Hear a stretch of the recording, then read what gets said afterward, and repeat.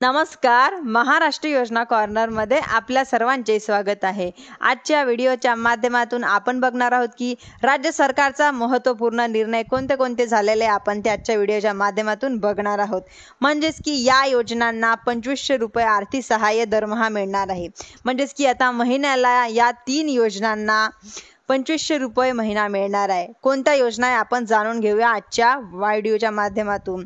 तर दिव्यांग बांधवांना म्हणजेच की 2500 रुपये महिना मिळणार आहे. संजय गांधी निराधार अनुदान जी योजना आहे त्या योजनेच्या लाभार्थ्यांना सुद्धा दरमहा 2500 रुपये मिळणार आहे.